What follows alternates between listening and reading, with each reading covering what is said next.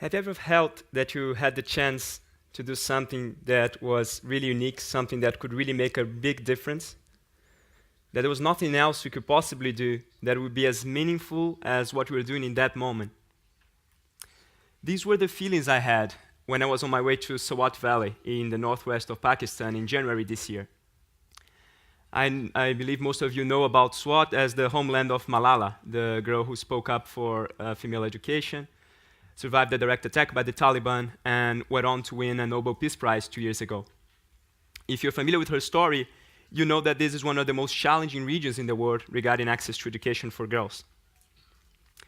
But I was amazed to discover that there are also some interventions in place that are producing encouraging results to improve the situation. One of such programs is the school feeding program being implemented by the government of Pakistan in partnership with the United Nations World Food Programme.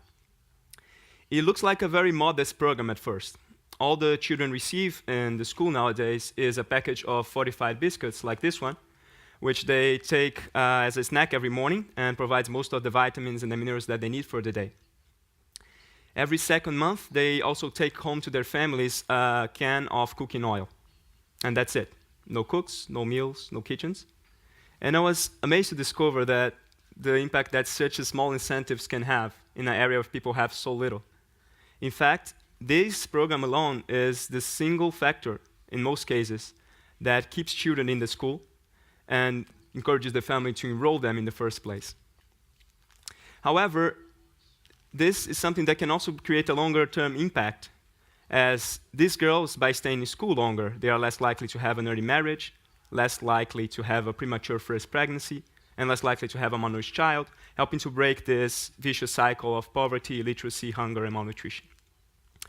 However, these long-term benefits are often compromised, as the program has challenges of funding and access issues.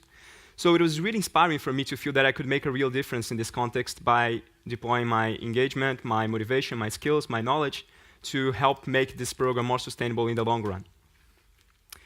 I come from Brazil, a country that has a lot of experiences to share in this regard.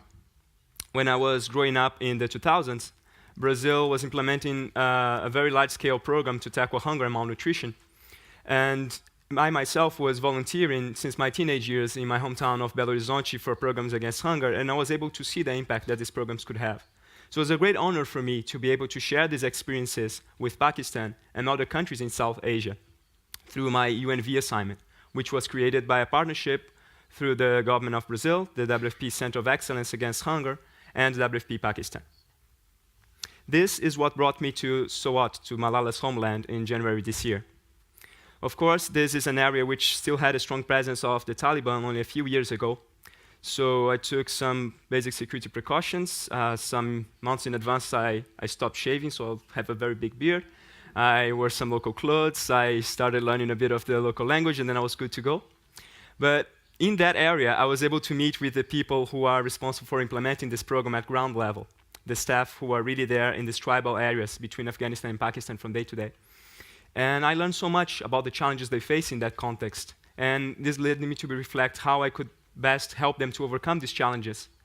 So I was able to share some of the experiences and the best practices from around the world on what we know that works and what doesn't work for improving these school feeding programs in the longer run.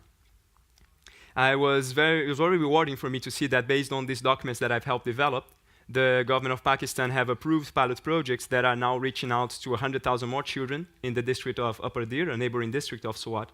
And this may be then further scaled up to cover more and more children in the most vulnerable areas of the region. Inshallah, as they used to say in Pakistan. My UNV assignment is already very close to its end. In fact, next Tuesday will be my last day in office. But I'm also very proud to share that based on my engagement as a UNV, my host agency, WFP Pakistan, has offered me an entry-level professional contract, which I'm very excited to start in just a few weeks from the 1st of November, to continue engaging with WFP Pakistan, to continue supporting these programs. This is an opportunity that I've always dreamed for, and which I largely owe to my engagement and my spirit as a volunteer. I remember that most days during my assignment, I would stay long hours in office, and mostly because I really felt engaged, I really felt motivated by what I was doing. I really felt there was nothing else I could possibly do that would be more purposeful and meaningful than working for providing food to the children in the schools in the border of Afghanistan and Pakistan. But sometimes my colleagues would come to me and ask, Thiago, why are you staying so long hours? How are you pushing so hard? Your boss is not around anymore. You're just a volunteer. You can just go home. And I was taken aback by these questions a bit. I wasn't expecting that. I didn't really have a good answer, but all I could think about was, well, I guess I'm here because I really want this student to get their food.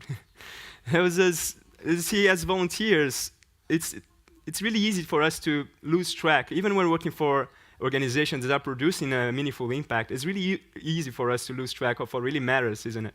To get lost in our busy schedules and our stressful routines and lose track of this bigger picture.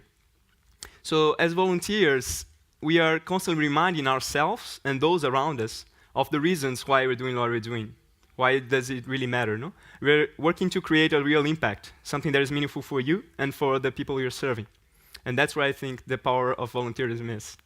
As Gandhi once said, the best way to find yourself is to lose yourself in the service of others. Thank you.